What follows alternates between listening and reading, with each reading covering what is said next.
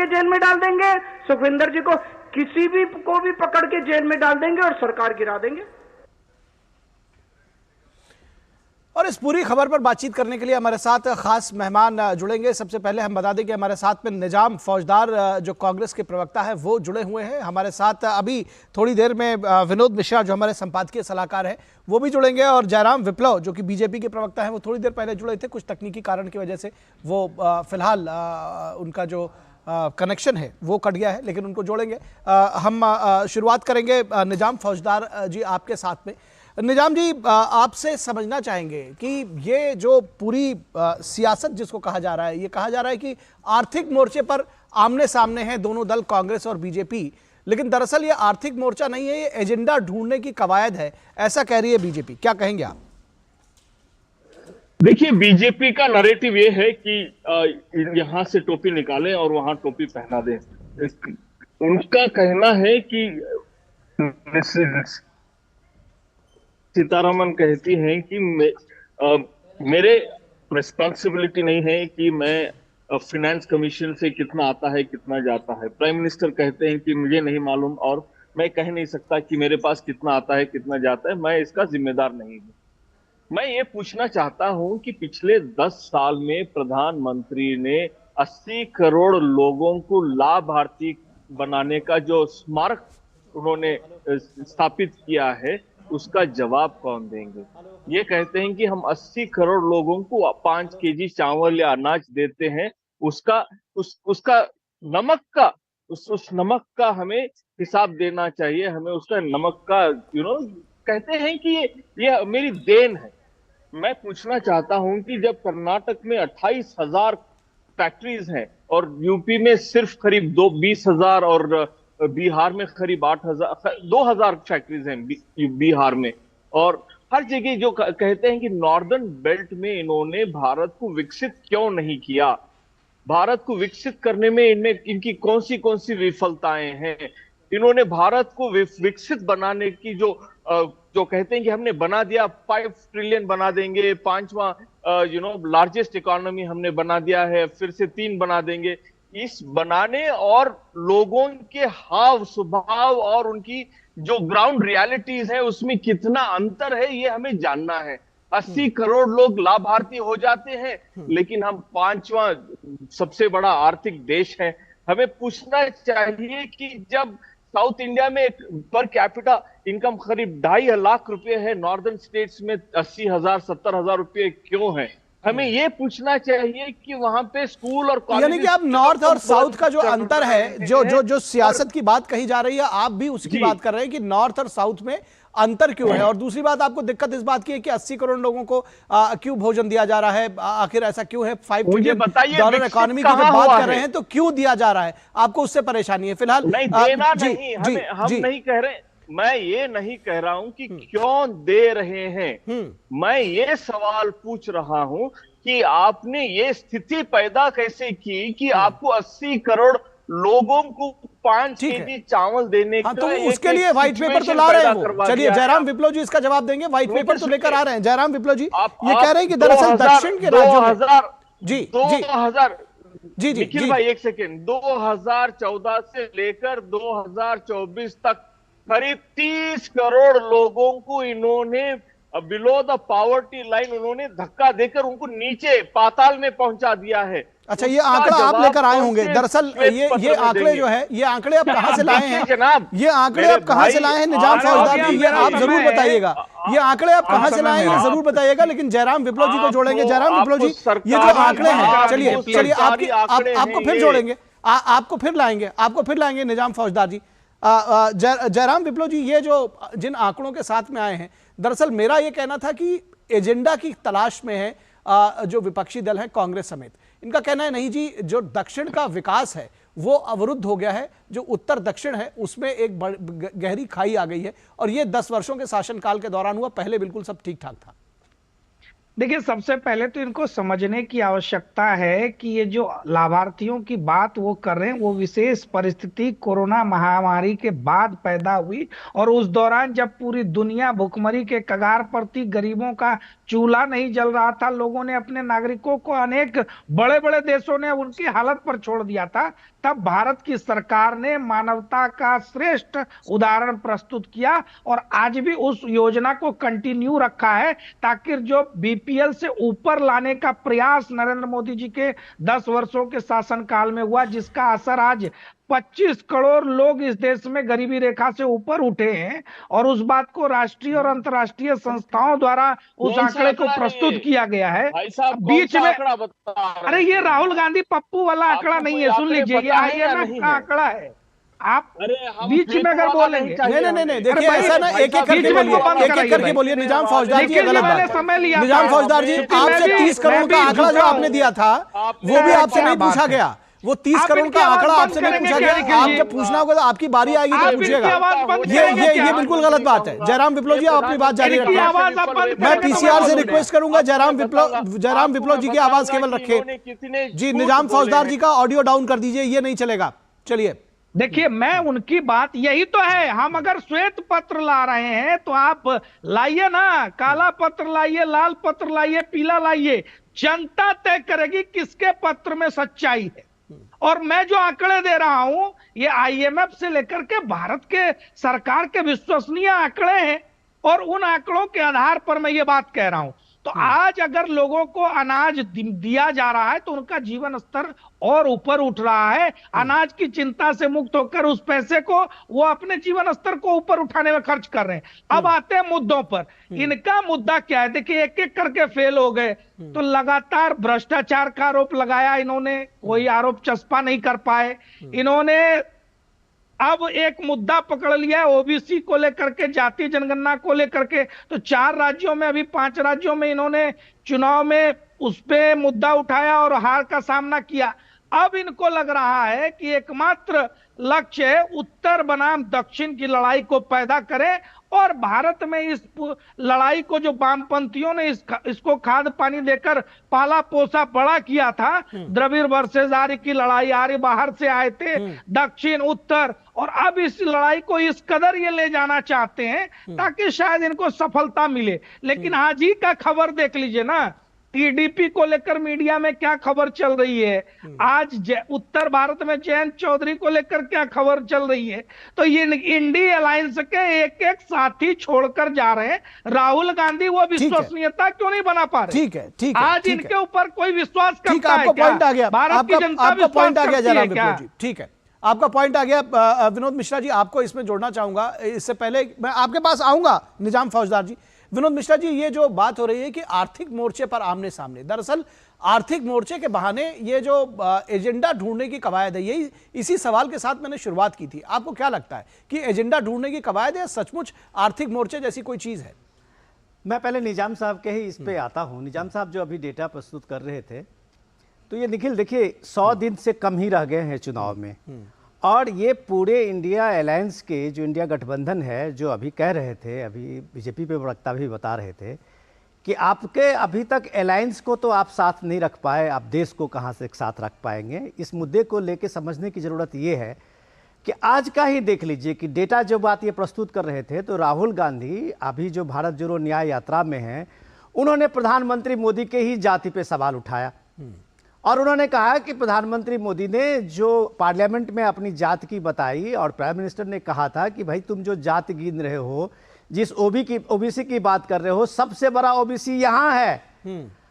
अब ये राहुल गांधी ये तर्क दे रहे हैं कि ये ओबीसी जाति जो प्राइम मिनिस्टर की है, वो प्राइम मिनिस्टर खुद जब वहाँ मोदी चीफ मिनिस्टर थे तब उस जाति को लाया गया था।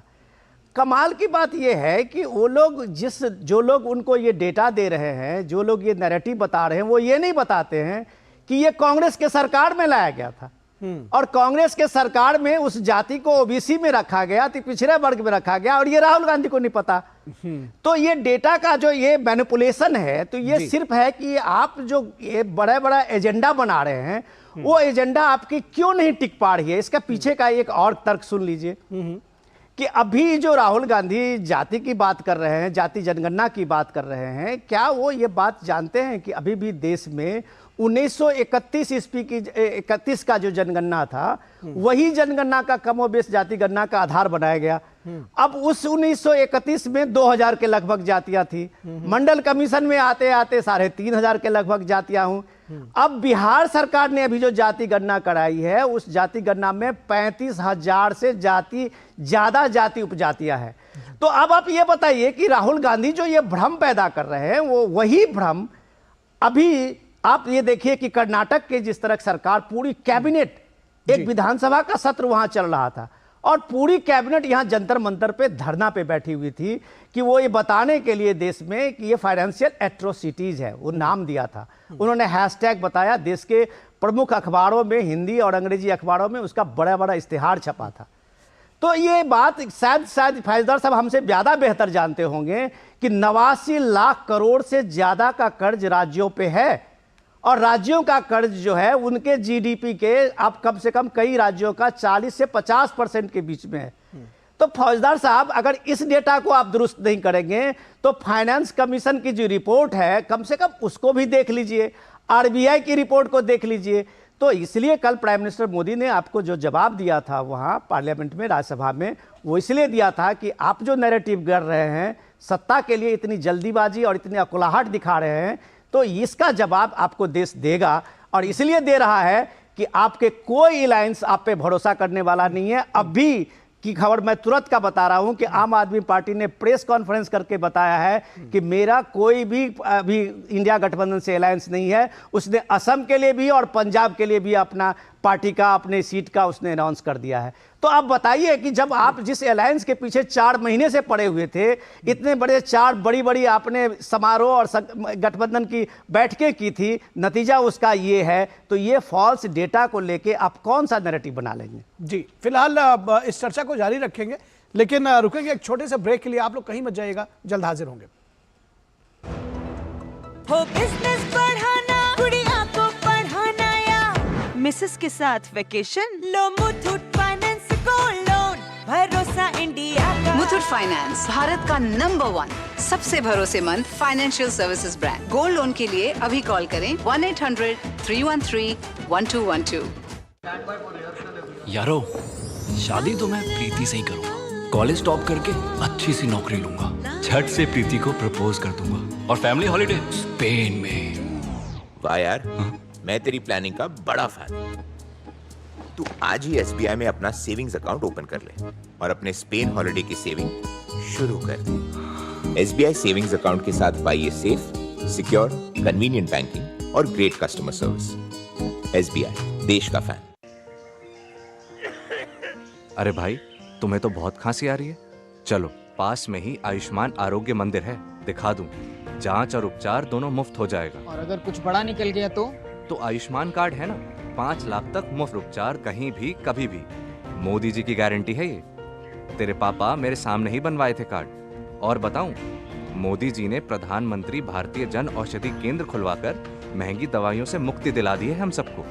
यहाँ दवाइयाँ सस्ती और अच्छी मिलती हैं। ये तो जानता हूँ, पापा भी वहीं से दवाई लेते हैं। देखा, सबको उत्तम स्वास्थ्य सेवा सुविधा देने की मोदी जी की गारंटी। करोड़ों लोग लाभ ले रहे हैं, आओ हम भी लें। मोदी की गारंटी यानी हर गारंटी पूरा होने की गारंटी। महंगे इलाज की छुट्टी, मोदी की गारंटी।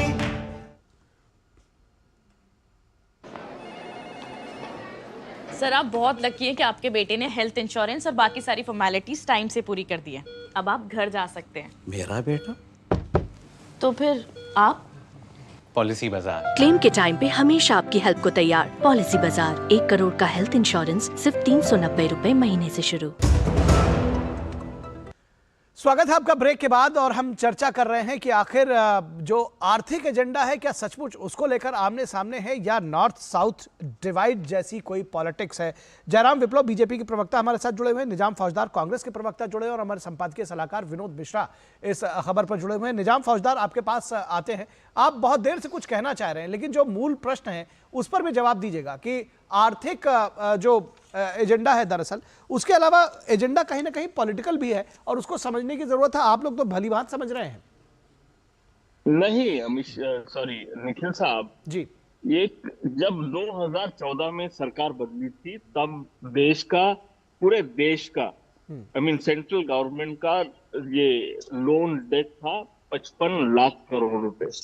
10 साल में 155 लाख करोड़ रुपए हो गए हैं। इसका मतलब है कि एक साल में 10 लाख करोड़ रुपए इन्होंने डेट लिया है। जो हमने पिछले 65 ईयर्स 65 साल में जो हमने कर्जा लिया था, इन्होंने आज उसका दुगना 10 साल में ले लिया है। ठीक है, वो व्हाइट पेपर आएगा, उसमें पता ही चल जाएगा। ठीक है, सुनिए पता है, आप सबको पता है, ये तो नेशनल डेटा है, ये सरकारी डेटा है। इससे मैं समय असल में निजाम जी नहीं बल्कि बाकी पैनलिस्ट को भी मैं कहूंगा समय नहीं है, इसलिए जल्दी खत्म करिए। कांग्रेस पार्टी जीतेगी, सरकार बनाएगी, पुराने अच्छे दिन वापस आएंगे। पुराने जो इनको बहुत महंगाई दिखती थी वही पेट्रोल 65-50 रुपए में मिलेगा।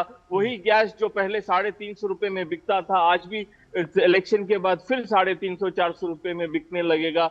ये फिक्र करने की जरूरत नहीं है। आज ये बात है कि लोगों को इन्होंने लाभार्थी बनाने का जो जुर्म, जो पाप किया है, इस पाप की भरपाई, इसका पाप का प्रायश्चित कौन करेगा? ठीक है, ठीक है, आइए जवाब ले लेते हैं। कौन प्रायश्चित करेगा? जयराम विप्लव जी ये कह रहे हैं कि जो लाभार्थी बना, बस आपका पॉइंट आ गया। समय बहुत कम है फौजदार जी, समय बहुत कम है, आपका पॉइंट आ गया।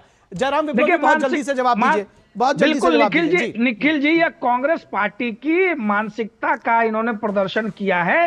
कांग्रेस पार्टी को केवल एक ही परिवार लाभार्थी बना रहे, नेहरू गांधी परिवार, तो बड़ा अच्छा। देश के 140 करोड़ लोगों तक सुविधाएं नहीं पहुंचे, सबको घर नहीं मिले, सबको नल का जल नहीं मिले, सबको राशन नहीं मिले, सबको गैस कनेक्शन नहीं मिले, सबको बिजली नहीं मिले। ये सारे काम करके नरेंद्र मोदी जी ने 10 वर्षों में लाभार्थियों का एक वर्ग खड़ा किया है, और उसको अगर ये पाप मानते हैं तो हम ऐसा पाप बार बार करेंगे।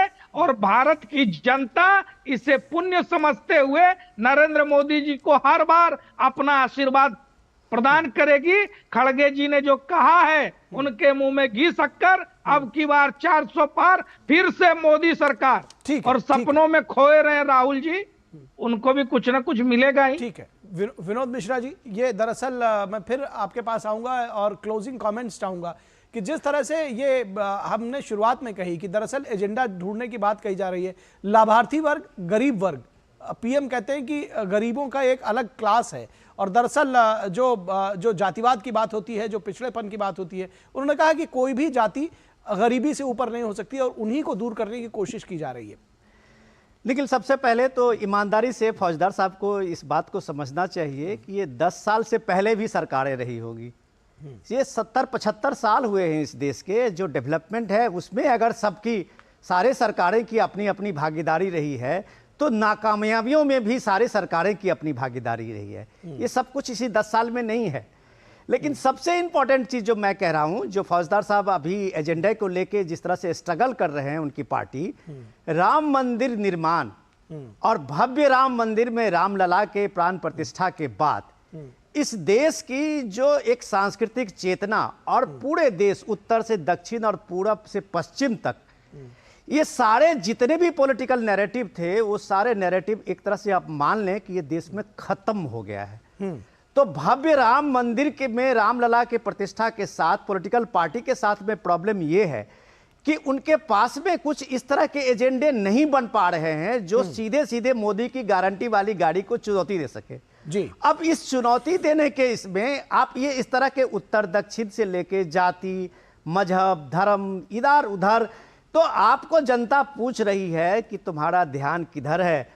आप जो देश की मौलिक समस्या है, देश की समस्या पे जब आप आएंगे तो आपके ये सारे नैरेटिव बंद हो जाएंगे। तब आप एक ठोस एजेंडा पे लाए हैं। जब 5-10 साल के लिए मोदी सरकार ने आपकी पार्लियामेंट में बताया कि हम व्हाइट पेपर लाने जा रहे हैं, तो 24 घंटे के अंदर में आप ब्लैक पेपर लेके आ गए। अगर आप रियली कुछ इस इलेक्शन मोड में होते और तैयारी के साथ होते तो 10 साल पहले क्या 2014 के बाद 2019 में भी आपको मौका मिला था, तब भी आप ब्लैक पेपर लेके आ सकते थे।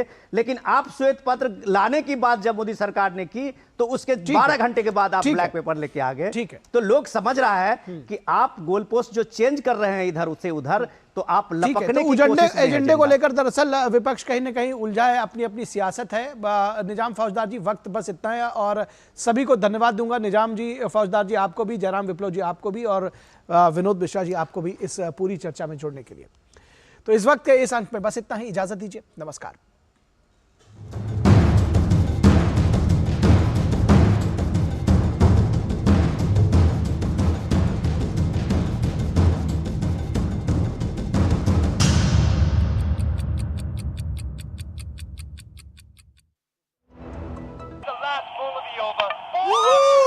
क्या लड्डू हम यहाँ बैठे बैठे पैसे बना सकते हैं।